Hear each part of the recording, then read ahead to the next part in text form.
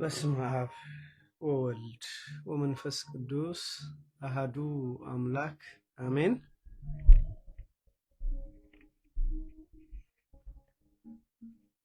በክርስቶስ ወንድሞቼ እህቶቼ ሆናችሁ ይሄ ቃል አሁን በቀጥታ የሚሰማችሁ በኋላም ደግሞ እግዚአብሔር አምላካችን አባታችን ወዶና ፈቅዶ ቃሉን በኋላ የምትሰሙ ሁሉ ባላችሁበት ሰላም እግዚአብሔር ይብዛላችሁ። እንደምን ከረማችሁ? እንደምን ሰነበታችሁ? አባቶቻችን አምላክ እግዚአብሔር ስሙ ከአጽናፍ እስከ አጽናፍ የከበረ የተመሰገነ ይሁን። ወንድሞቼ እህቶቼ፣ እግዚአብሔር መልካም ነው። ከልቤ ላለው እግዚአብሔር መልካም ነው ይህን ቀን የሰጠን። ይህን ያለፈውን ሳምንት አሳልፎ እነሆ ለዛሬ ያደረሰን። በዚህ ምሽት አሁንም በሱ ከሱ ጋር እንድንኖር የረዳን ይህን ጥበብ ያደለን የአባቶቻችን አምላክ እግዚአብሔር ስሙ ከአጽናፍ እስከ አጽናፍ የከበረ የተመሰገነ ይሁን። አዎ ደግሜ ላለው እግዚአብሔር መልካም ነው። ወንድሞቼ እናንተም ይህን ቃል እንደምታምኑ አምናለሁና ይህን ቃል የምታምኑ እግዚአብሔር መልካም ነው ብላችሁ ምስክርነታችሁን ብትጽፉ መልካም ነው። የእግዚአብሔር ቃል ይላል ለእኔ የመሰከረልኝን እኔ በአባቴና በመላእክቱ ፊት እመሰክርለታለሁ፣ በእኔ ያፈረን አፍርበታለሁ ነው የሚለው። ስለዚህ አናፍርም። ስለ እግዚአብሔር ስም ስለ ክርስቶስ ስም ለመናገር አናፍርም። ይህን እድል የሰጠን የአባቶቻችን አምላክ እግዚአብሔር ስሙ የተመሰገነ ይሁን። ዛሬ እግዚአብሔር ቢረዳን የምንማርበት የትምህርታችን ርዕስ እግዚአብሔርን ፈልጉት ቀርቦም ሳለ ጥሩት በሚል ይሆናል። ሰማችሁኝ? ርዕሱን እግዚአብሔርን ፈልጉት ቀርቦም ሳለ ጥሩት። ስለዚህ የምንማረው እግዚአብሔርን ስለመፈለግ ነው። የአባቶቻችን አምላክ እግዚአብሔር ወገኖቼ በመካከላችን ሆኖ ምድራዊ ያልሆነ ሰማያዊ ሐሳቡን የሰው ያልሆነ የሱን ሐሳብ እንዲገልጥልን እንዲያስተምረን የሱ ቅዱስ ፈቃድ ይሁንልን። ይህን ትምህርት ባለፈው ሳምንት ጀምረነዋል። አሁንም እንቀጥለዋለን። እንግዲህ ርዕሱ የምንማርበት መሰረታዊ ጭብጥ እግዚአብሔርን ስለመፈለግ ነው። አንዳንዶቻችን እግዚአብሔር የሚፈለግ ነገር ነው ወይ እንላለን። አዎ የሚፈለግ ነው። ለዚህ ነው ይሄ ቃል አሁን እኔ ያልኩት ነቢዩ ኢሳይያስ በምዕራፍ 55 ላይ የተናገረው ቃል ነው። በኋላ መጣበታለሁ በዝርዝር። ግን ምን ይላል? እግዚአብሔርን ፈልጉት። መጀመሪያ እግዚአብሔርን ፈልጉት፣ ቀርቦ ሳለ ደግሞ ጥሩት። ስለዚህ እግዚአብሔርን ሳታገኙት ብትጠሩት ድካም ነው። ወይም እግዚአብሔር በሌለበት ቦታ ላይ እግዚአብሔርን ብትጠሩት ድካም ነው። ስለዚህ መጀመሪያ ፈልጉት ፈልጉት ፈልጉት፣ ከዛም በኋላ ጥሩት። ጥሩት ምንድን ነው? በጸሎት ጥሩት፣ በቅዳሴ ጥሩት፣ በስግደት ጥሩት፣ ብቻ በአምልኮ ጥሩት። መጀመሪያ ግን ፈልጉት፣ አገኙት። ስለዚህ እግዚአብሔርን ፈልጉት ቀርቦም ሳለ ጥሩት ይላልና ስቴፑ መጀመሪያ እግዚአብሔርን መፈለግ፣ ከፈለግን በኋላ ደግሞ ካገኘነው በኋላ መጥራት ማለት ነው። እንግዲህ በተለይ በዚህ ውስጥ ትኩረት አድርገን ባለፈው ሳምንት የሚያነሳ ነው በህይወት ስንኖር የህይወታችን ዓላማ አለው። ህይወት ዓላማ አለው። ሁሉ ነገር ዓላማ እንዳለው። ይሄ ማይክ ዓላማ አለው። የማይሰራ ቢሆን ይጣላል።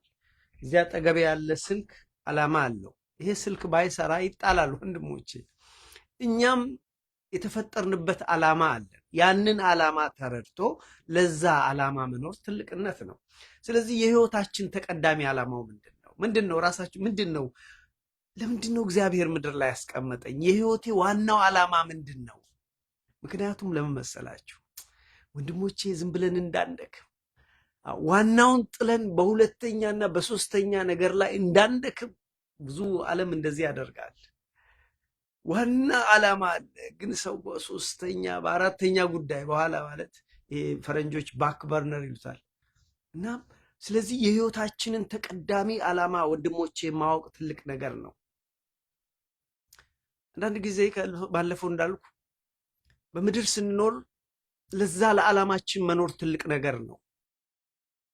አያችሁ፣ እኛ እግዚአብሔር በምድር ላይ ያስቀመጠን ፈልገን እንድናገኘው፣ ካገኘን በኋላ ለሱ እንድንኖርለት ነው። ወንድሞቼ እኛ የተፈጠርነው ለኛ አይደለም፣ ለእግዚአብሔር ነው፣ ለሱ ነው። ለዚህ ነው ስለ ክርስቶስ በሚናገረው እዛ ተሰሎንቄ መልእክት ላይ እኛ በክርስቶስ ለክርስቶስ ተፈጠርን። የተፈጠርነው ለሱ ነው፣ ለክርስቶስ። በሱ ተፈጠርን፣ ለሱ። ስለዚህ እኛ የተፈጠርነው ለእግዚአብሔር ነው። ስንኖርም ወገኖቼ አይደለም ስንኖር ስንሞትም ለእግዚአብሔር ነው። ስለዚህ የተፈጠርንበትን ዓላማ መረዳት ትልቅ ነገር ነው። በነገራችን ላይ የዚህ ትምህርት ዓላማው ምንድን ነው? ምን መልእክት ለማስተላለፍ ነው ብላችሁ ለምትሉ መሰረታዊ ዓላማው እግዚአብሔርን ስለመፈለግ ነው። እግዚአብሔርን ልንፈልገው ይገባል። ከልብ ልንፈልገው፣ ደግሞ ስንፈልገው ከልብ ነው። አለበለዚያ አይገኝም። እግዚአብሔር ለፈለጉት ሰዎች ይገኛል። ላልፈለጉት ሰዎች ወይም ደግሞ ከልብ ላልፈለጉት ሰዎች አይገኝም ይላል። እመጣበታለሁ እያችሁ። ስለዚህ የዚህም እግዚአብሔርን ስለመፈለግ ነው። ይሄ ብቻ አይደለም፣ የዘላለምን ሕይወት ስለመፈለግ ነው። የሚደንቃችሁ እግዚአብሔርን እንፈልገዋለን። እግዚአብሔርን ስናገኝ የዘላለምን ሕይወት እናገኘዋለን። ስለዚህ የዚህ ትምህርት ዓላማው እግዚአብሔርን ስለመፈለግ፣ ክርስቶስን ስለመፈለግ፣ በክርስቶስ የሚገኘውን የእግዚአብሔርን መንግስት ስለመፈለግ። ለዚህ እኮ ነው ራሱ ኢየሱስ ክርስቶስ ምን አለ? እናንተ ዋናው ተቀዳሚው ነው የሚለው፣ እንደውም ተቀዳሚ ስራችሁ ጽድቁንና መንግስቱን ፈልጉ። እናንተ ጽድቁንና መንግስቱን ፈልጉ፣ ሌላው ሁሉ ይሰጣቸዋል። ስለሚበላ፣ ስለሚጠጣ፣ ስለሚለበስ አትጨነቁ። the priority of life is not about eating, drinking or ይሄ ልብስ ነገር አይደለም ማለት የህይወታችሁ ተቀዳሚ ነው የሚለው ማቴዎስ ወንጌል ምዕራፍ 6 ቁጥር 33 ላይ ሄዳችሁ የህይወታችሁ ተቀዳሚ ዓላማ እናንተ ጽድቁንና መንግስቱን ፈልጉ፣ ሌላው ይሰጣችኋል። ምን ማለቱ ነው? እናንተ እግዚአብሔርን መጀመሪያ ፈልጉ። እናንተ እግዚአብሔርን መንግስት ለማግኘት ጽድቁን ለማግኘት ፈልጉ፣ ሌላ ሁሉ ይሰጣችኋል አለ። ስለዚህ ወገኖቼ የህይወታችን ተቀዳሚ ዓላማ፣ የምንኖርበት ዓላማ ማወቅ፣ ለዛ ዓላማ መኖር ትልቅነት ነው። አለበለዚያ ወንድሞቼ ይሄ ሰዓት ያልቃል። ይሄ ሳምንት አለቀ አይደል? ዛሬም እንኳን አለቀ። ይሄም ያለፈው ዓመትም አለቀ፣ ያልቃል። የተሰጠን ዘመን የተወሰነ ነው በምድር ላይ። ለዚህ ነው ነቢዩ ዳዊት የሰው ዕድሜ ቢበዛ 70 አለያም 80 ነው ይላል። የተገደበ ነው ይላል። ስለዚህ 70 እና 80 ዓመት ያውም የታደሉት ናቸው፣ ሁሉ ሰው አያገኘው፣ ያልቃል። ስለዚህ እቺ የተወሰነችን ጊዜያችንን ወንድሞቼ በማይሆን ነገር ላይ 3ኛ፣ 4ኛ፣ 5ኛ ደረጃ ሊይዝ በሚገባ ዋና ባልሆነ ነገር ጊዜያችንን እንዳናጠፋ። ስለዚህ የህይወታችን ተቀዳሚ ዓላማ እግዚአብሔርን ፈልጎ ማግኘት፣ መንግስቱን ፈልጎ ማግኘት ነው ወንድሞቼ። እግዚአብሔርን ስናገኘው መንግስቱን እናገኘዋለን። መንግስቱ የሱ ነው አያችሁ። ስለዚህ የህይወታችን ተቀዳሚ ዋና ዓላማ ይሄ ነው። ስለዚህ በአጠቃላይ በዚህ ትምህርት ውስጥ በተለይ እግዚአብሔርን ስለመፈለግ እንደገና ደግሞ በእግዚአብሔር የሚገኘውን ጽድቅ ስለመፈለግ ስለማግኘት ስለሱ ነው የምናወራው። ግን እዚህ ጋር 4 ነገር ልስጣችሁ። መታወቅ ያለበት መሰረታዊ ነገር እግዚአብሔርን ስንፈልግ ማወቅ ያለብን፣ አንደኛ የእግዚአብሔር ሐሳብ የሰው ልጆች ፈልገው እንዲያገኙት ነው። አይገርማችሁም? ኢንተረስቲንግ። እግዚአብሔር አሁን እኛ ስላልገባን ምንፈልግም አይመስለኝም። እኛ እንደ ባህል ሆኖብን እሁድ ቤተክርስቲያን እንሄድ ይሆናል። መልካም ነው መሄዳችን፣ ይህ መጥፎ አይደለም። ግን ከልባችን መፈለግ አለብን እግዚአብሔርን ወንድሞቼ፣ ከልባችን መፈለግ አለብን። አያችሁ። ስለዚህ መጀመሪያ መታወቅ ያለበት እግዚአብሔርን ስንፈልግ የእግዚአብሔር ሐሳብ ምንድነው? የሰው ልጆች ፈልገው እንዲያገኙት፣ ካገኙትስ በኋላ እንደ ፈቃዱ እንዲኖሩ፣ እሱ ለፈጠራቸው ዓላማ ለሰራቸው ግብር እንዲኖሩ። ይሄ ነው ነምበር 1 ማወቅ ያለብን። ሁለተኛ እግዚአብሔር ከሰው ልጆች የራቀ አይደለም ወንድሞቼ። እግዚአብሔር እዚች ጋር ነው ያለው፣ እዚች ጋር ነው ያለው። እግዚአብሔር ከሰው የራቀ አይደለም ወንድሞቼ።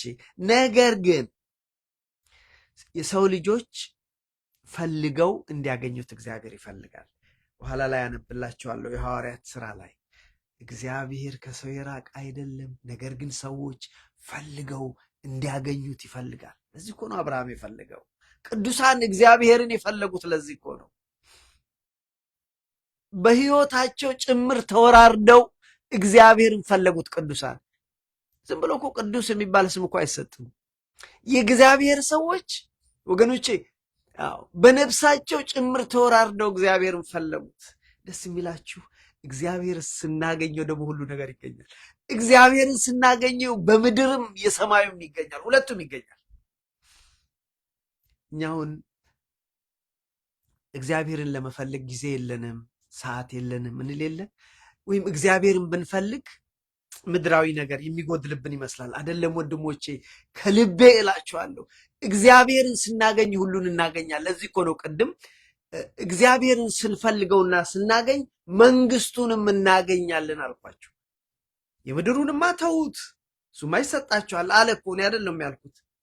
እናንተ መንግስቱንና ጽድቁንና መንግስቱን ፈልጉ፣ ሌላው ይጨመርላችኋል። ዳቦ የሚጠጣ ይሰጣችኋል ተባለ። ስለዚህ ማወቅ ያለብን እግዚአብሔር ከኛ ሩቅ ባይሆንም ፈልገን እናገኘው ዘንድ ግን እግዚአብሔር ይፈልጋል። አያችሁ። ሶስተኛው ከልባቸው ሆነው እግዚአብሔርን የሚፈልጉ ሰዎች፣ ከልባቸው ሆነው እግዚአብሔርን የሚራቡ፣ እግዚአብሔርን የሚጠሙ፣ ከልባቸው ሆነው ጽድቅን የሚራቡ ምንድን ነው የሚለው እግዚአብሔር ቃል? ጽድቅን የሚራቡ እነሱ ብፁዓን ናቸው። ማቴዎስ 5 ከልባቸው ሆነው እግዚአብሔርን የሚፈልጉ ሰዎች ያገኙታል። እውነት ነው።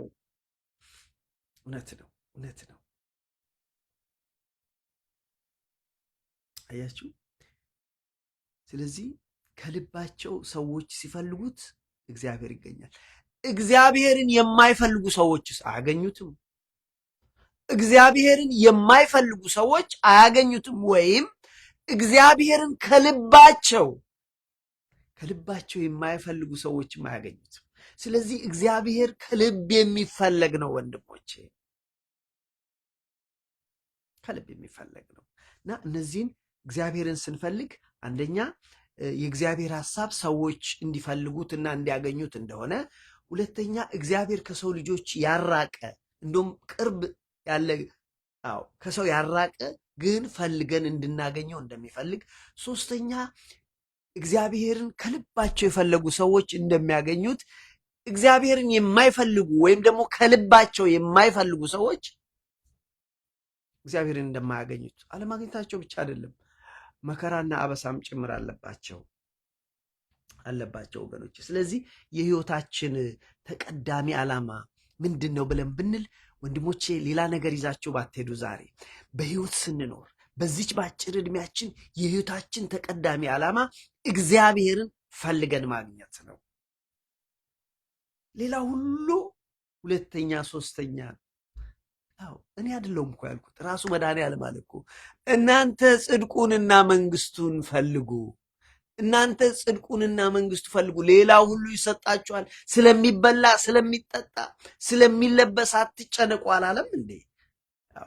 አሞራዎችን ተመልከቱ፣ በምድር ያሉ አበባዎችን ተመልከቱ አለ። ስለዚህ እናንተ ጽድቁንና መንግስቱን ፈልጉ አለ። ስለዚህ ወገኖቼ ይህን ምድር ከመልቀቃችን በፊት የህይወታችን ተቀዳሚ ዓላማ አንደኛ እግዚአብሔርን መፈለግ፣ ከፈለግን በኋላስ እንደ ፈቃዱ በህይወት ዘመናችን መኖር አናክብደው። እንደ ፈቃዱ መኖር ከባድ አይደለም። አሁን አንዳንድ ሰዎች የሚያነሱት አንደኛ እግዚአብሔርን ፈልገን እንዴት እናገኘዋለን? ማግኘታችንንስ እንዴት እናውቀዋለን? መኖራችንስ እንዴት እርግጠኛ ነው? ማለት የህይወታችን ተቀዳሚ ዓላማ እግዚአብሔርን መፈልጎ ማግኘት፣ ከዛ እንደ ፈቃዱ መኖር ነው ብለናል። እንዴት እርግጠኛ እንሆናለን? እንዴት ይውላችሁ፣ እንደ እግዚአብሔር ፈቃድ ስንኖር፣ በእግዚአብሔር ህግና ስርዓት ስንኖር፣ ራሱ የእግዚአብሔር ቃልና በውስጣችን ያለው የእግዚአብሔር መንፈስ ይመሰክርልናል፣ ይነግረናል። እኛ ትክክለኛ መንገድ ነን ላይነን ወይንስ አይደለንም የሚለውን ይነግረናል። ውስጣችን ጥርጣሬ የሚገባው ወገኖቼ እግዚአብሔርን ከልባችን አልፈለግነው። ከልባችን ከፈለግነው ግን በውስጣችን የእግዚአብሔር መንፈስ አለ፣ መንፈስ ቅዱስ አለ። እሱ ይመሰክርልናል። ልጄ ሆይ መንገድህ ትክክል ነው፣ ቀጥል፣ በርታ ይለናል፣ ያረጋግጥልናል። የእግዚአብሔር ቃል ራሱ ይነግረናል፣ መንፈስ ቅዱስ ይነግረናል። መንገዳችን ትክክል ነው፣ ትክክል አይደለም። ስለዚህ ወገኖቼ ይሄ ነው እንግዲህ እግዚአብሔርን አሁን የተነሳንበት ትምህርታችን እግዚአብሔርን ፈልጉት፣ ቀርቦ ሳለም ጥሩት። አዎ መጀመሪያ መጥራት አይደለም ወገኖቼ። እኔ አንድ ምሳሌ ስሰጥ ነበረ። ወንድም አለኝ ኢትዮጵያ፣ ወይም ወንድሞች እህቶች አሉኝ። አሁን እዚህ ጋር ዝም ብዬ በር ላይ ወጥቼ ስማቸውን እየጠራው መሳይ ወይም ደግሞ ጥሩ ሰው ወይም ትዝታ እያልኩ ብጣራ ሰው ይስቅብኛል፣ ያመመኝ። ምክንያቱም ዳርና ሂር የሉም እነሱ እዚህ፣ እነሱ ያሉት ኢትዮጵያ ነው። ባይሆን በስልክ ብጠራቸው ይሻላል። ለዚህ እኮ ነው ኢሳይያስ እግዚአብሔርን ፈልጉት፣ ካገኛችሁ በኋላ ግን ጥሩት። ስለዚህ እግዚአብሔር በሌለበት ቦታ አሁን የኔ ወንድሞች እዚህ ጋር ያሉ በሌሉበት ብጠራ እኔ የታመምኩ ሰው ነኝ። አያችሁ፣ በደንብ መረዳት ይጠይቃል። እግዚአብሔር የሚገኝበት ቦታ አለ፣ የማይገኝበት ቦታ አለ። ይሄ ሲባል እግዚአብሔር በሁሉ ቦታ አለ፣ ጥያቄ የለውም። ወንድሜ ስማኝ፣ እህቴ ስሚኝ፣ እግዚአብሔር ከእውነት ጋር አለ። እግዚአብሔር ከልብ ከሚፈልጉት ሰው ጋር አለ። እግዚአብሔር ግን በኃጢአት ውስጥ የለም። አየህ? ስለዚህ እግዚአብሔርን መፈለግ ሲባል ምን ማለት ነው ብለን ብንል፣ አዎ ደግሞ እግዚአብሔር በውኑ እንድንፈልገው ይፈልጋል ወይ? አዎ በደንብ። አዎ ሰዎች እግዚአብሔርን ፈልገው እንዲያገኙት የእግዚአብሔር ፍላጎቱ ነው። ለምሳሌ አባታችንን አብርሃምን ተመልከቱት። አባታችን አብርሃም እሱ የመጣበት ቤተሰብ የጣዖት አምላኪ ቤተሰብ ነው። ታራ አባቱ ጣዖት ቀርጾ የሚሸጥ ነው። እየሸጠ እያመለከ እየሸጠ ኖረ ታራ።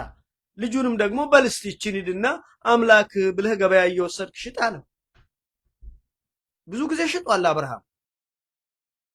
በኋላ ግን ሲመለከተው ይሄ እሱ የያዘው አምላክ ያለው ጆሮ አለው አይሰማም፣ አይን አለው አያይም፣ አፍ አለው አይናገርም። ይሄ እንዴት አምላክ ሊሆን ይችላል? ሲወረውረው ወደቀ።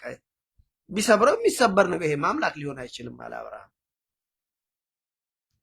አብርሃም ወደ ሰማይ ተመለከተ ወንድሞቼ፣ ፀሐይን አየ፣ ጨረቃን። ይሄ ሊሆን ይችላል እነዚህ አለ። ብቻ ፈለገ፣ ከልቡ ፈለገ። ለዚህ እኮ ነው ቅድም ከልባችን እግዚአብሔርን ከፈለግነው እናገኘዋለን። አብርሃም እግዚአብሔርን ፈለገው፣ ፈልጎም አገኘው። እንዴት ደስ ይላል! ስለዚህ እግዚአብሔርን ከልባችን ስንፈልገው እናገኘዋለን። ለዚህ እኮ ነው ስለዚህ በህይወት ስንኖር የህይወታችን ተቀዳሚ ዓላማ ወንድሞቼ እግዚአብሔርን ፈልጎ ማግኘት፣ ካገኘነው በኋላ ደግሞ እንደ ፈቃዱ መኖር። ይሄ የህይወታችን ተቀዳሚ ነው። የእግዚአብሔር ቃል በተለይ ክርስትና አስተምሮት በዚህ ጉዳይ ላይ ቅድም አሁን ለምሳሌ ማቴዎስ 6:33ን ጽድቁንና መንግስቱን እናንተ ፈልጉ፣ የእግዚአብሔርን መንግስት ፈልጉ፣ የእግዚአብሔርን ጽድቅ ፈልጉ። ጽድቅ ማለት ምንድን ነው? ጽድቅ ወንድሞቼ፣ ጽድቅ ማለት ምንድን ነው? ምክንያቱም መድኃኒታችን ኢየሱስ ክርስቶስ እናንተ ጽድቁንና መንግስቱን ፈልጉ አለን። መንግስቱ እሺ ይገባናል። እናንተ እግዚአብሔርን መንግስት ፈልጉ። አባታችን ሆይ በሰማያት የምትኖር ስምህ ይቀደስ፣ መንግስት ትምጣልን። እናንተ መንግስቱን ፈልጓ፣ መንግስት ትምጣልን እያለ ጽድቁ ምንድን ነው? ጽድቅ ማለት ምንድን ነው? በነገራችን ላይ ጽድቅ ማለት ወገኖቼ በእግዚአብሔር ፊት ትክክለኛ ሆኖ መገኘት ማለት ነው። እንደ እግዚአብሔር ፈቃድ መኖር ማለት ነው። ጽድቅ እግዚአብሔርን ደስ እያሰኙ መኖር ማለት ነው። ጽድቅ ሞራሊ ትክክል መሆን፣ ትክክለኛን ነገር መስራት ማለት ነው ጽድቅ። ይቅርታ። ስለዚህ ለዚህ ነው እንግዲህ ራሱ የእግዚአብሔር ቃል የሚለው መድኃኒታችን ኢየሱስ ክርስቶስ ስለሚበላ ስለሚጠጣ ብዙ አትጨነቁ፣ ይሄ ይሰጣችኋል። ይሄ ለማንም የሚሰጥ ነው። እናንተ ግን አዎ ጽድቁንና መንግስቱን ብሎ ያለው ለዚህ ነው። እናንተ ጽድቁን ፈልጉ። ምን ማለት ነው? ቅድም እንዳልኳችሁ ነው። በህጉ ኑሩ፣ በእግዚአብሔር ህግ በስርዓቱ ኑሩ፣ እንደ እግዚአብሔር ፈቃድ ኑሩ። አርጉ ያላችሁን አድርጉ፣ አታድርጉ ያላችሁን አታድርጉ። ይሄ እንደ እግዚአብሔር ፈቃድ ነው። ይሄ ነው ጽድቅ። በእግዚአብሔር ፊት ስንቆም ትክክል ሆኖ መገኘት ማለት ነው። እንደ እግዚአብሔር ሐሳብ ጋር ከእግዚአብሔር ሐሳብ ጋር ትክክል ሆኖ መገኘት ጽድቅ ይባላል። በዚህ መልክ የሚታትር ሰው የሚጥር ሰው ደግሞ ምን ያገኛል? የእግዚአብሔርን ጽድቅ ያገኛል። የእግዚአብሔር ጽድቅ ሲባል አንድም በመንግስተ እግዚአብሔር ይጸድቃል ማለት ነው። ሁለተኛም የሰዎች ጽድቅ የሰዎች ቅድም ያልኳችሁ በእግዚአብሔር ፊት ትክክል መሆን ወይም በቂ ስለማይሆን እግዚአብሔር የእሱን ጽድቅ ይሰጠናል። አዎ ለዚህ እኮ ነው የእኛ ጽድቅ ማን ነው? ኢየሱስ ክርስቶስ። ሰው ማድረግ ስላልቻለ ቅዱሳን ማድረግ ስላልቻሉ እኮ ነው። ትክክል የሆኑ እኮ ቅዱሳን አሉ በብሉይ ኪዳን ዘመን፣ ግን በቂ አይደለም የሰው ጽድቅ። የሰው ጽድቅ ትክክል ስላልሆነ የእግዚአብሔር ጽድቅ እሱም ኢየሱስ ክርስቶስ ተገለጠ። አያችሁ፣ እግዚአብሔር እንደዚህ ይሰጣል። ሰማችሁኝ? ስለዚህ ይሄንን መረዳት ያስፈልጋል። ስለዚህ ወንድሞቼ በህይወት ስንኖር እንደው የማንቆጭበት አንድ ነገር ቢኖር በእውነት ለእግዚአብሔር መኖር ነው። እንደ እግዚአብሔር ፈቃድ መኖር ነው። እግዚአብሔርን ፈልጎ ማግኘት ነው። ይሄ ደግሞ የልብ ጉዳይ ነው አልኳችሁ። እግዚአብሔርን ማግኘት አለማግኘታችንን ደግሞ እናውቃለን። ጥርጣሬ አግኝቼው ይሆን አላገኘው ካልን there is a problem። ደክመናል ብዙ ግን ችግር አለ ማለት ነው። ነገር ግን ከልባችን ከሆነ ራሱ በውስጣችን ያለው መንፈስ ቅዱስ ልጄ ሆይ ብሎ ይነግረናል። ራሱ የእግዚአብሔር ቃል ያስረግጦ ይነግረናል። ሁለቱ ይነግሩናል፣ የእግዚአብሔር ቃልና መንፈስ ቅዱስ። በነገራችን ላይ የእግዚአብሔር ቃል ማለት አንዱም ይሄ የእግዚአብሔር ቃል መጽሐፍ ቅዱስ የምናነበው፣ ሁለተኛም ኢየሱስ ክርስቶስ ማለት ነው። የእግዚአብሔር ቃልና መንፈስ ቅዱስ ይመሰክሩልናል። ሁሉ በሁለት ምስክር ይጸናል አይደለም የሚለው? እውነት እኮ ነው። ይነግረናል። በትክክለኛ መንገድ መሄድ አለመሄዳችንን እግዚአብሔር በመንፈሱ ይነግረናል ወንድሞቼ። ስለዚህ ይሄ ነው። ስለዚህ እኛ ጽድቁን መፈለግ ነው፣ ከዛ በዛ መኖር ነው። ምን ማለት ነው ጽድቅ? ጽድቅ ማለት እግዚአብሔርን ደስ እያሰኙ መኖር፣ ለእግዚአብሔር መኖር፣ ለራስ አይደለም፣ ለእግዚአብሔር። ወንድሞቼ ለቤተሰባችን መኖር መልካም ነው። ለልጆቻችን፣ ለሚስታችን፣ ለወገኖቻችን መኖር መልካም ነው። ከሁሉ የበለጠው ግን ወገኖቼ ለእግዚአብሔር መኖር። ምን ማለት ነው? ለእግዚአብሔር ብንኖር እግዚአብሔርን ደስ ለማሰኘት መኖር፣ ብንሞት እግዚአብሔርን ደስ በማሰኘት። ቅዱሳን ይህንን ያደረጉት። ሁለተኛ ቆሮንቶስ ምዕራፍ 5 ላይ የመኖራችን ዓላማ ይላል። ሁለተኛ ቆሮንቶስ ምዕራፍ 5 ላይ ከቁጥር 1 እስከ 10 ብታነቡ የኛ የክርስቲያኖች ዓላማ ብንሞትም ብንኖርም በዚህ ምድር ላይ ብንኖር ወይም ብንሞት የኛ ዓላማ እግዚአብሔርን ደስ እያሰኙ መኖር ነው። በዚህ ምድር መኖር በድንኳን እንደ መኖር ነው ይላል። ድንኳን ጊዜያዊ ነው።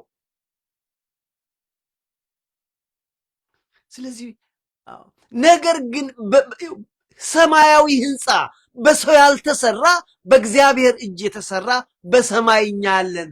ያን እስክናገኝ እንቃትታለን። ይሁን እንጂ በምድር ስንኖር ከእግዚአብሔር ርቀን በስደት እንዳለን እንቆጥረዋለን። በጣም ሩቅ ሆኖ እንዳለ ሰው፣ ከሀገሩ እንደወጣ ሰው፣ ከአባቱ እንደራቀ ሰው እንደዛ አይነት ፊሊንግ ነው። በምድር ስንኖር ከእግዚአብሔር ርቀን ያለ ነው የሚለው ሁለተኛ ቆሮንቶስ ምዕራፍ 5 ከቁጥር 1 እስከ 10 እናንተ አብቡት። ግን መጨረሻ ላይ የሚለው በዚህ ምድር ላይ ብንኖርም በዚህ ምድር ብናድርም ወይም ደግሞ ከዚህ ምድር ተለይተን ወደሚበልጠው ወደ እግዚአብሔር ብንሄድ የኛ ዓላማ እሱን ደስ ማሰኘት ነው። ጽድቅ ማለት ይሄ ነው ወንድሞች፣ ለእግዚአብሔርን ደስ ማሰኘት።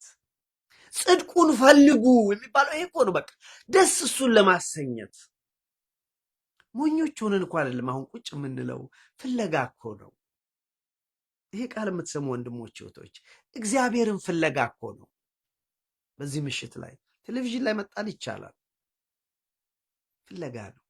የፈለጉ ሰዎች ደግሞ ያገኙታል። ያልፈለጉ ሰዎች እግዚአብሔርን አያገኙትም፣ ወይም ደግሞ እንደሚገባው በአግባቡ ያልፈለጉም አያገኙትም። አያችሁ? ስለዚህ የኛ ዓላማ ምንድን ነው? እግዚአብሔርን መፈለግ፣ ካፈለግን በኋላ ደግሞ መጥራት። አያችሁ? በነገራችን ላይ የፈለጉ ሰዎች ያገኛሉ። ራሱ መድኃኔዓለም ነው ያለው፣ እኔ አይደለሁም።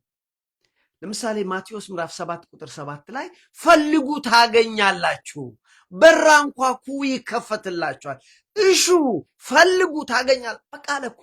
ማንን ነው የምናገኘው? እግዚአብሔርን። ከልባችን ከፈለግነው እናገኘዋለን። ከልባችን። እኔ ወንድሞቼ ከልቤ ነው የምላችሁ፣ እግዚአብሔርን ከልባችን ከፈለግነው እናገኘዋለን። ከልባቸው እግዚአብሔርን የማይፈልጉ ሰዎች ደግሞ ወይም እግዚአብሔርን በግብር ውጣ የሚፈልጉ አያገኙትም። ስለዚህ ጠይቁ ይሰጣችኋል አለ እኮ እግዚአብሔር ራሱ። መድኃኔዓለም ነው ያለው ማቴዎስ 7 ምዕራፍ 7 ጠይቁ ይሰጣችኋል፣ ፈልጉ ታገኛላችሁ፣ አንኳኩ ይከፈትላል። እውነት እኮ ነው። ስትሄዱና ጎረቤትን ብላችሁ አንኳኩ፣ ይከፍቱታል። እንግዲህ የተነሳንበት ምንድን ነው? እግዚአብሔርን ፈልጉት፣ ቀርቦም ሳለ ምን አድርጉት? ጥሩት። ስለዚህ የመጀመሪያው ስራ፣ የህይወታችን ተቀዳሚ ዓላማ እግዚአብሔርን መፈለግ ነው። ከፈለግነው ወስ በኋላ እንጠራዋለን። መጀመሪያ ግን መፈለግ ነው። ማን ነው ይህንን ያለው? የእግዚአብሔር ቃል ላንብብላችሁ። ኢሳይያስ ምዕራፍ 55 ከቁጥር 1 እስከ 9 አንብቡት። ምንድን ነው የሚለው? እግዚአብሔር በሚገኝበት ጊዜም አለው። እግዚአብሔር በሚገኝበት ጊዜ፣ እግዚአብሔር በሚገኝበት ቦታ ፈልጉት፣ ቀርቦ ሳለ ደግሞ ጥሩት። አለበለዚያ እግዚአብሔር በሌለበት እንዴት አድርግ ብትጠራው እኮ ቅድም እኮ ምሳሌ ሰጠኋችሁ። እኔ ወንድሜ ኢትዮጵያ እየኖረ እዚህ ጋር በር ላይ ወጣ ብዬ መሳይ ወይም መቴን ደግሞ ብጠራት ይሰራል? አይሰራም። ኢዳዝ ወርክ። ምክንያቱም የምጠራው በሌለበት ነው። ለዚህ ነው እንግዲህ ኢሳይያስ እግዚአብሔር በሚገኝበት ጊዜ ፈልጉት፣ ቀርቦ ሳለ ጥሩት። እንደዚህ ይላል፣ ልጆቼ ስሙኝ ይላል፣ እናንተ የተጠማችሁ ሁሉ ወደ ውሃ ኑ ወደ ውሃ፣ እናንተ የራባችሁ ሁሉ ኑ ይላል። ገንዘብ የሌላችሁ ኑ፣ ድሃዎች ኑና ግዙ ብሉም፣ ያለ ገንዘብ ያለ ዋጋም የወይን ጠጅና ወተት ግዙ በነፃ ኑ። ኢሳይያስ 55 ቁጥር 1 እያነበብኩ እሱ የሚለውን ነው፣ ይሄን አይደለም። እናንተ የተጠማችሁ ሁሉ ወደ ውሃ ኑ፣ ገንዘብ የሌላችሁም ኑና ግዙ። አይ እግዚአብሔር እንዲህ መልካም። ብሉ ኑ ያለ ገንዘብ በነፃ። እዚህ አይደለም ስጋዬን ብሉ ደሜን ጠጡ በነፃ።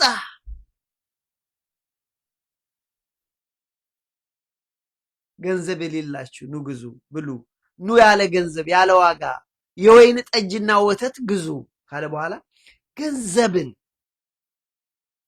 የድካማችሁን ዋጋ ለማይሆን ነገር ለምን ታጠፋላችሁ? ለምን ትመዝናላችሁ? ካጠፋችሁ ለሰማይ አድርጉት። ምን ማለት ነው? ሌላ ገንዘብን እንጀራ ላይ አይደለም ማለት ምንም ጥቅም ለሌለው ይሄን ያህል ድካማችሁ ለማለት ነው። ገንዘብን እንጀራ ላይ አይደለ፣ የድካማችሁን ዋጋ ለማያጠግብ ነገር ለምን ትመዝናላችሁ? ለምድራዊ ነገር ብቻ ለምን ትሰራላችሁ? ከሰራችሁ ለሰላም ለሰማያዊ ነገር ስሩ። ለጊዜያዊ ነገር ብቻ ለምን ትደክማላችሁ? ለምን ትደክማላችሁ? ከደከማችሁ ለዘላለም ነገር ትድከምላችሁ። ገንዘብን እንጀራ ላይ አይደለ፣ ምንም ለማያጠግብ ነገር ድካማችሁን ማለት ነው፣ የምትሰሩት ነገር ማለት ነው፣ ምንም ለማያጠግብ ነገር ገንዘብን እንጀራ ላይ አይደለ፣ የድካማችሁን ዋጋ የድካማችሁን ዋጋ ለማያጠግብ ነገር ለምን ትመዝናላችሁ? ብዙ ትደክማላችሁ፣ ሁለተኛና ሶስተኛ ይሆን ብዙ ትሰራላችሁ። ግን ለዚህ ምድር ነው። ሰርታችሁ ቤት ብትገዙ፣ ሰርታችሁ መኪና ብትገዙ፣ ሰርታችሁ ብዙ ነገር ብታጠራቅሙ ለዚህ ምድር ነው። ከሰራችሁ ይሄ መልካም ነው መስራታችሁ ለዘላለም የሚሆን። ለዚህ እኮ ነው ገንዘብን እንጀራ ላይ አይደለም ማለት ዘላለማዊ እንጀራ ላይ የድካማችሁ ዋጋ ለማያጠግብ ነገር ለምን ትመዝናላችሁ? እባካችሁ አድምጡኝ ይላል። እባካችሁ አድምጡ፣ በረከትን ብሉ፣ እውነተኛውን ምግብ ብሉ፣ ከእግዚአብሔር የሆነውን ያንን ብሉ። ሰውነታችሁ በዛን ጊዜ በጮማ ደስ ይለዋል።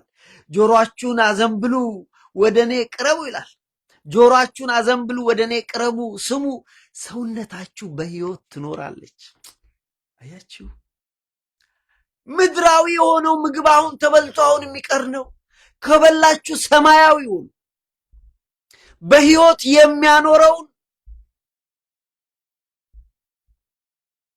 ከደከማችሁ ለእንጀራችን እንደክም የለ መልካም ድከሙ።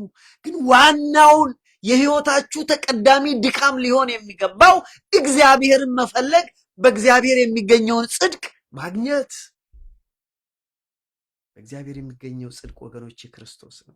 ለዚህ ነው ክርስቶስ ኑ እኔን ብሉ አለ። ለዚህ እኮ ነው አሁን ሲጀምር እዚህ ጋር እናንተ የተጠማችሁ ሁሉ ወደ ውሃ ኑ፣ ገንዘብ የሌላችሁ ኑና ግዙ፣ ብሉ፣ ኑ ያለ ገንዘብ ያለ ዋጋም የወይን ጠጅና ወተት ግዙ። ይሄማ በምድር ሰርታችሁ በጣም ደክማችሁ የምታመጡ ለምድር ነው። እውነት እኮ ነው። አሁን እኔ ከዚህ ሲሄድ ይህን ይዤ አልሄደውም። ምንም ነገር ይዘን ባዷችን መጣን፣ ባዷችን እንሄዳለን። መስራት መጥፎ ነው እየተባለ አይደለም። በጣም ከደከማችሁ ዋናው ግን ለሰማይ ስሩ።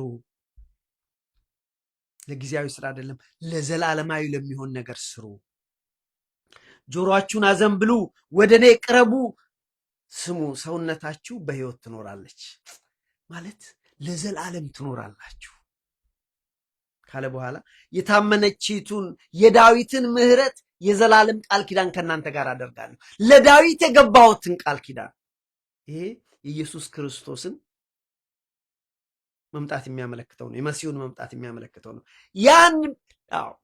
ያን ቃል ኪዳን በክርስቶስ የሚገኘውን ጽድቅ ታገኛላችሁ።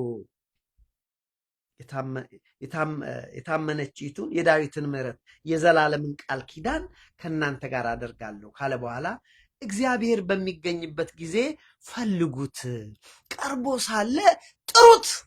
በቃ ዳትሴት። በዚህ የተነሳ ነው እግዚአብሔርን ስለመፈለግ ነው እየተማርን ያለ ነው። እግዚአብሔርን ፈልጉት፣ እግዚአብሔርን ፈልጉት፣ እግዚአብሔርን ፈልጉት ነው። ከዛም በኋላ ጥሩት። ይቀጥላል። ክፉ ሰው መንገዱን በደለኛም ሐሳቡን ይተው፣ ወደ እግዚአብሔር ይመለስ፣ እግዚአብሔርም እርሱም ይምረዋል። ይቅርታውን ብዙ ነውና ወደ አምላካችን ይመለስ።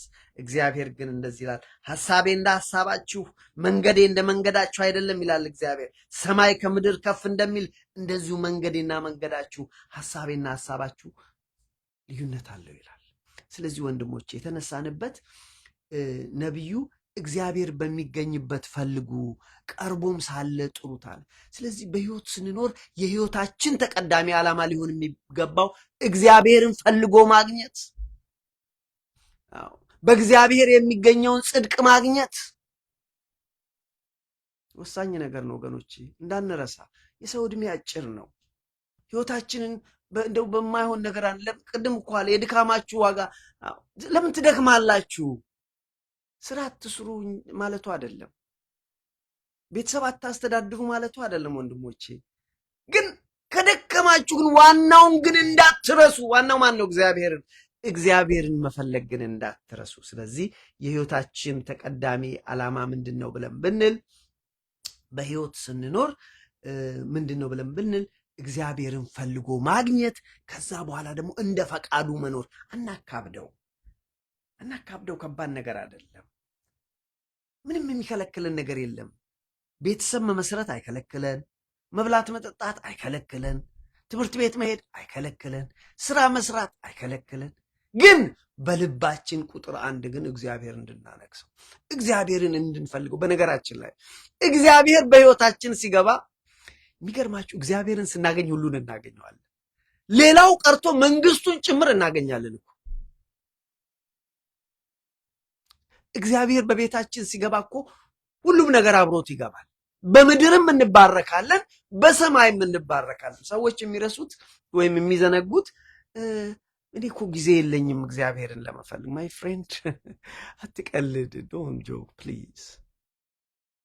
እግዚአብሔርን መፈለግ የልብ ጉዳይ ነው። የቦታና የጊዜ ጉዳይ አይደለም፣ የልብ ጉዳይ ነው። የሚገርማችሁ እግዚአብሔርን ስናገኘው ቤታችን ሙሉ፣ የምድሩም ይሞላል፣ የሰማዩም እንደዚሁ። የሰማዩ በረከትም ይከፈታል። አላሱ ጽድቁንና መንግስቱን ቅድሚያ ነው የሚለው፣ ቅድሚያ ነው የሚለው ቃሉ። ሂዱና ማቴዎስ 6:33 ቅድሚያ እናንተ ጽድቁንና መንግስቱን ፈልጉ፣ ሌላው ይጨመርላችሁ፣ ምድራዊ ነገር ይጨመርላችኋል አለን። እኔ አላልኩም። ስለዚህ ይሄ ነው ወንድሞቼ። አሁን ሰዓቴም ሄዷል። ጥቂት ነገር ብቻ አንድ ሁለት ነገር ላንሳና ልሄድ። ቅዱሳን የእግዚአብሔር ሰዎች እንዴት ነው እግዚአብሔርን የፈለጉት? ፈልገውታል። አሁን ቅዱስ ጳውሎስን ብንመለከት የኔ ዓላማ በህይወት ስኖር ክርስቶስን መፈለግ፣ እግዚአብሔርን ፈልጎ ማግኘት፣ እግዚአብሔርን ፈልጎ ማግኘት በእግዚአብሔር የሆነውን ጽድቅ ማግኘት፣ በእኔ የሆነውን አይደለም። በነገራችን ላይ ጳውሎስ በሳኦል ህይወቱ እኮ ነቅ የሌለበት ሰው ነው። የእግዚአብሔርን ህግ እኮ በደንብ አድርጎ የሚጠብቅ ሰው ነበረ። ከዛ አልፎ ሰውን እስከ መግደል ለእግዚአብሔር ቀንቶ የደረሰ ሰው። አያችሁ፣ ግን ያ የሱ ጽድቅ፣ ያ የሰው ጽድቅ በቂ አይደለም። ስለዚህ ነው የሚለው ክርስቶስን አገኝ ዘንድ ሁሉን ነገር ጣልኩ፣ ይጠቅመኛል ብዬ በህይወት የያዝኩትን ነገር ጭምር ክርስቶስንና መንግስቱን አገኝ ዘንድ እሱን እንኳን ጣልኩት ነው የሚለው። ክርስቶስን አገኝ ዘንድ ማለት ፈልጌ ያገኘው ዘንድ፣ ስለ እርሱ ሁሉን ተጎዳው፣ በእውነት ከሁሉ ይልቅ ስለሚበልጥ ስለ ክርስቶስ ኢየሱስ ለማግኘት ሁሉን ነገር ናቁ። በምድር ላይ ያለኝ ትልቅ ነገሬን ያልኩት ክብሬን፣ ማዕረጌን ሁሉ ተውኩ። ለምን? እግዚአብሔርን ለማግኘት ስል፣ ክርስቶስን ለማግኘት ስል። ወገኖቼ እግዚአብሔር ደግሞ የሚገኘው በእውቀት ሲፈለግ ነው። ዝም ብሎ አይደለም። በእውቀት እግዚአብሔር የሚገኘው ከልባችን ስንፈልገው ነው። እግዚአብሔርን የማይፈልጉ ሰዎች አያገኙትም። እግዚአብሔርን ከልባቸው የማይፈልጉ ሰዎችም አያገኙትም።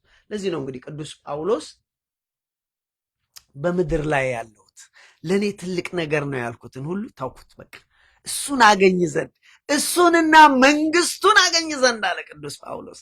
ላንብብላችሁ ፊልጵስዩስ ምዕራፍ 3 ቁጥር 9 ጀምሮ። አዎን አለ፣ አዎን በእውነት ከሁሉ ይልቅ ስለሚበልጥ፣ ከሁሉ ይልቅ ስለሚበልጥ፣ አዎን ከሁሉ ይልቅ ስለሚበልጥ ስለ ክርስቶስ ኢየሱስ ስለ ጌታዬ እውቀት፣ ስለ ጌታዬ እውቀት ማለት ጌታዬን አውቀው ዘንድ አገኘው ዘንድ ስለ ጌታዬ እውቀት ነገርን ሁሉ ጉዳት እንዲሆን ቆጠርኩት። ነገሬን ሁሉ የኔ ይጠቅመኛል ብዬ ለዘመናት ያከማቸውት ነገሬን ሁሉ፣ ክብሬን ሁሉ ታውኩት። ሁሉን ጉዳት እንዲሆን እቆጥራለሁ። ስለ እርሱ ሁሉን ተጎዳው ይልና ክርስቶስን አገኝ ዘንድ፣ በክርስቶስ በማመን ያለውን ጽድቅ፣ በራሱ በጳውሎስ ያለውን ጽድቅ አይደለም፣ በራሱ ያለው ጽድቅ በቂ እንዳልሆነ አውቁታል። በክርስቶስ ያለውን ጽድቅ፣ ከእግዚአብሔር የተሰጠውን ጽድቅ አገኝ ዘንድ። ጳውሎስ በህይወቱ ድንቅ የሚደንቅ ሰው ነው። ህይወቱ አስቀድሞ ከዛ የነበረው ለእግዚአብሔር ህግ እኮ የሚቀና ሰው የነበረ ነው። በእግዚአብሔር ህግ የኖረ ነው። ግን ያ ቅድም እንዳልኳችሁ የሰው ጽድቅ በቂ አይደለም። ጽድቅ ማለት በእግዚአብሔር ፊት ትክክል መሆን ነው ብያችኋል። ሰዎች በተቻላቸው መጠን በእግዚአብሔር ፊት ትክክል እንዲሆኑ ይጠበቃል። ነገር ግን ያ የነሱ ጽድቅ መንግስተ እግዚአብሔር አያደርሳቸውም። ለዚህ ነው የእግዚአብሔር ጽድቅ የሆነው ኢየሱስ ክርስቶስ የተገለጠው። ለዚህ ነው ጳውሎስ ነገር ግን ሁሉን ጉዳት እንዲሆን ቆጥራለሁ፣ ስለ እርሱ ሁሉን ተጎዳው። ምን ለማድረግ? ክርስቶስን አገኝ ዘንድ። በክርስቶስ በማመን፣ ይሄ ነው ጽድቅ። በክርስቶስ በማመን ያለውን ጽድቅ ማለት በእምነት ከእግዚአብሔር ዘንድ ያለውን ጽድቅ አገኝ ዘንድ እንጂ። ወንድሞቼ ይሄ በጣም ወሳኝ ነገር ነው። የኛ ህግ ብንጠብቅ፣ ስርዓቱን ብንጠብቅ መጠበቅ አለብን እንዳትረሱ። ግን በቂ አይደለም፣ ብቻው በቂ አይደለም። ለዚህ እኮ ነው የእግዚአብሔር ጽድቅ የተገለጠው። ማን ነው የእግዚአብሔር ጽድቅ? የእግዚአብሔር ልጅ ኢየሱስ ክርስቶስ፣ ለእኛ የታረደው ኢየሱስ ክርስቶስ። ስለዚህ እንዲህ አለ፣ በክርስቶስ በማመን ያለውን ጽድቅ ማለትም በእምነት ከእግዚአብሔር ዘንድ ያለውን ጽድቅ እንጂ ከሕግ ለእኔ ያለውን ጽድቅ ሳይሆንልኝ በእርሱ እገኝ ዘንድ ሁሉን እንደ ጉድፍ ቆጠርኩት ይላል ቅዱስ ጳውሎስ። ከዛ በፊት እንዳልኳችሁ ከሕግ ለእኔ ያለውን ጽድቅ ይላል ማለት ሕግን በመጠበቅ እንደ ጳውሎስን የሚደርስ አልነበረም። ይጠብቅ ነበር፣ ጎበዝ ነበር፣ ምንም የሚናቅ ነገር የለውም አስቀድሞ። ግን የሰው ጽድቅ የትም አያደርስም። ይሄን ያህል ሰው መጠበቅ አለበት። አዎ ሰው የእግዚአብሔርን ሕግ መጠበቅ አለበት፣ የእግዚአብሔርን ስርዓት መጠበቅ አለበት። ነገር ግን ብቻውን በቂ አይደለም። ለዚህ ነው ኢየሱስ ክርስቶስ የተገለጠው፣ የእግዚአብሔር ጽድቅ የተገለጠው። ለዚህ ያንን የእግዚአብሔርን ጽድቅ ለዚህ ነው ከእግዚአብሔር የሆነውን ጽድቅ አገኝ ዘንድ እሱ ደግሞ በእምነት ይገኛል አለ። እንዴ ላንብበውና ልዝጋው፣ ሰዓት ይሄዷል። እንደዚህ ይላል ፊልጵስዩስ ምዕራፍ 3 ቁጥር 9 ይቅርታ። አዎን በእውነት ከሁሉ ይልቅ ስለሚበልጥ፣ ከሁሉ ይበልጣል። ይሄ በሕይወታችሁ ተቀዳሚ አድርጉት አለን። አዎ በእውነት ከሁሉ ይልቅ ስለሚበልጥ ስለ ክርስቶስ ኢየሱስ ስለ ጌታዬ እውቀት ማለት ጌታዬን አውቀው ዘንድ ማለት ስለ ጌታ እውቀት ነገርን ሁሉ ጉዳት እንዲሆን እቆጥረዋለሁ። ስለ እርሱ ሁሉ ተጎዳው። በቃ ስለ እርሱ ስል ሁሉ ነገር ተውኩት፣ ክርስቶስንም አገኝ ዘንድ። እኛ የተነሳንበት እግዚአብሔርን ፈልጎ ስለማግኘት ነው። ጳውሎስ ምን አለ? ክርስቶስን አገኝ ዘንድ ሁሉን ነገር ተው። ስለ እርሱ ሁሉን ተጎዳው፣ ክርስቶስንም አገኝ ዘንድ። ክርስቶስ እስከተገኘ ዘንድ በኋላ በክርስቶስ የሚገኘውን ጽድቅ አገኝ ዘንድ። ቅድም ብያችኋለሁ እኮ እግዚአብሔርን ስናገኝ በእግዚአብሔር ጽድቁን እናገኛለን። ለዚህ ነው መጀመሪያ ላይ እግዚአብሔርን ማግኘት። እግዚአብሔርን ስናገኝ ወንድሞቼ የምድሩንም የሰማዩንም እናገኛለን። ስለዚህ ሲጠቀለል ቅዱስ ጳውሎስ ክርስቶስን አገኝ ዘንድ ሁሉን ነገር አደረግኩ ይለናል። እና የኛ የክርስቲያኖች መርሆ ምንድን ነው መሆን ያለበት? ሁልጊዜ እግዚአብሔርን ፈልጎ ማግኘት ነው። የእግዚአብሔርን ጽድቅ እናገኛለን። ጽድቁን ፈልጎ ማግኘት ነው። እንግዲህ ሌሎችም እንደዚህ አሉ። የእግዚአብሔር ቃል ለምሳሌ ሁለተኛ ዜና መዋዕል ምዕራፍ 15 ቁጥር 12 ላይ እግዚአብሔርን ብትፈልጉት ታገኙታላችሁ፣ ብትተዉት ግን እርሱም ይተዋችኋል ይላል። አይገርማችሁ? እግዚአብሔርን ብትፈልጉት ታገኙታላችሁ፣ ብትተዉት እርሱም ይተዋችኋል። ኤርምያስ ምዕራፍ 29 ቁጥር 13 ላይ እንደዚሁ በፍጹም ልባችሁ ብትሹት ብትፈልጉት ታገኙኛላችሁ፣ በፍጹም ልባችሁ። የሐዋርያት ሥራም ቁጥር 17-27 ላይ ሮጥ ያልኩት ለመዝጋት ስለፈለግኩ ነው። እግዚአብሔር ከሰው ልጆች ሩቅ አይደለም። የሐዋርያት ሥራ ምዕራፍ 17 ቁጥር 27 እግዚአብሔር ከሰው ልጆች ሩቅ አይደለም፣ ነገር ግን ፈልገው እንዲያገኙት ይፈልጋል። እናንተ አንብቡት ሙሉ። ስለዚህ በአጠቃላይ እግዚአብሔር ከኛ ሩቅ አይደለም ወንድሞች፣ ፈልገነው እንድናገኘው ደግሞ ይፈልጋል። ማወቅ የሚገቡን ነገር ችን ብቻ ብዬ ዘጋለሁ። ማወቅ የሚገባን ልጨርሻለሁ። እንግዲህ ሁላችሁ እግዚአብሔርን የመፈለግ ጉዳይ የልብ ጉዳይ ነው። በቃ ችን ይዛችሁ ሂዱ። እግዚአብሔርን የመፈለግ ጉዳይ የልብ ጉዳይ ነው። በአጠቃላይ እግዚአብሔርን ስለመፈለግ 3 ነገሮች ማወቅ አለብን። 3 መሰረታዊ ጭብጦች እግዚአብሔርን አንደኛ እግዚአብሔር ሰዎች እንዲፈልጉት ይፈልጋል። በቃ ፈልገው እንዲያገኙት። ይህን መያዝ ትክክል ነው። ሁለተኛ እግዚአብሔርን ከልባቸው የሚፈልጉ ሰዎች ያገኙታል። እግዚአብሔርን የማይፈልጉት ወይም ከልባቸው የማይፈልጉት አያገኙትም። እነሱ እንደውም መከራ ይጠብቃቸዋል። አያችሁ? ስለዚህ እግዚአብሔርን የማይፈልጉ ሰዎች ወይም ከልባቸው የማይፈልጉ ደግሞ አያገኙትም። ወሳኝ ጥያቄ። ስለዚህ ምን እናድርግ? እግዚአብሔርን እናገኘው ዘንድ የዘላለምን ሕይወት ስናገኝ ዘንድ ምን እናድርግ? በክርስቶስና በክርስቶስ የሚገኘውን ጽድቅ እናገኝ ዘንድ ምን እናድርግ? እግዚአብሔርን ከልባችን እንፈልገው። ይገኛል። እፈልጋለሁ እግዚአብሔር አባቴ፣ እፈልጋለሁ። በቤቴ በሕይወቴ አንተ ንገስ ጌታዬ። አንተና አንተን ብቻ ላገኝ። እግዚአብሔር ሲመጣ ይገርማቸው ሁሉ ነገር ጤም ብሎ ይሞላል። ባዶ የሆነው ሙሉ ተስፋ የለውም ያልነው ነገር ሁሉ ተስፋ አለው እግዚአብሔር ሲመጣ። ለዚህ ነው እኛ ሁልጊዜ እግዚአብሔር አንተን እፈልግሃለሁ። የሕይወታችን ተቀዳሚ ዓላማ እግዚአብሔርን ፈልጎ ማግኘት መሆን አለበት። ምን ተማር ልሰራው? በቃ ጨርሻለሁ። እዚህ ውስጥ የተማርነው ነገር ምንድን ነው? እግዚአብሔርን ርዕሳችን እግዚአብሔር በሚገኝበት ጊዜ ፈልጉት፣ ቀርቦ ሳለም ጥሩት። እግዚአብሔርን ስለመፈለግ ነው። እግዚአብሔርን የመፈለግ ጉዳይ ደግሞ ከልብ የሆነ ነው። እግዚአብሔር ከሰው ሩቅ አይደለም፣ ግን ፈልገው እንዲያገኙት ይፈልጋል አለ። እግዚአብሔርን ከልባቸው የሚፈልጉ ሰዎች ደግሞ ያገኙታል። የማይፈልጉት ሰዎች አያገኙትም። እነሱ ብቻ አይደለም፣ ከልባቸው የማይፈልጉት ሰዎችማ እነሱም አያገኙትም። ዝም ብሎ በዘፈቀደ የሚሄዱ። ስለዚህ እግዚአብሔርን የመፈለግ ጉዳይ የልብ ጉዳይ ነው። ምን እናድርግ? እግዚአብሔርን እንፈልገው ብቻ አይደለም፣ እግዚአብሔርን ከልብ እንፈልገው። ይሄ የህይወታችን ዋና ዓላማ። በቃ ይሄ ስራችን እንኳን አይከለክለንም፣ ትምህርታችን አይከለክለን። እግዚአብሔርን መፈለግ የልብ ጉዳይ ነው። እየሰራው ስራዬን እየሰራው እግዚአብሔርን አስበዋለሁ። እየሰራው እዚህ ውስጥ አለ አለ እየሰራው ስራችንን አገልግሎታችን ልናደርገው እንችላለን። ስለዚህ የህይወታችን ተቀዳሚ ዓላማ ምንድን ነው ብንባል እግዚአብሔርን መፈለግ፣ ጽድቁንና መንግስቱን መፈለግ። መንፈሳዊ ህይወት ማለት ይሄ ነው። የመንፈሳዊ ህይወት ጉዞ ማለት ይሄ ነው። ሁሌ መፈለግ፣ ጠዋት መፈለግ፣ ቀን መፈለግ፣ ማታ መፈለግ። አሁን ማታ ከሱ ጋር እንደዚህ መቀመጣችን እኮ እግዚአብሔርን ስለፈለግን ነው። ሞኞች እኮ ሆነን አይደለም። ስለዚህ እግዚአብሔርን እንፈልግ፣ ከልባችን እንፈልግ። ይሄው ነው የመጨረሻ መልእክቴ። ደስ የሚላችሁ ነገር ዛሬም አልመሸም። እግዚአብሔርን ለመፈለግ በእግዚአብሔር የሚገኘውን ጽድቅ ፈልጎ ለማግኘት አልመሸም። ደስ አይልም? ወንድሞች? እግዚአብሔር መልካም ነው። ለእኔና ለእናንተ ይህንን እድል ሰጠን።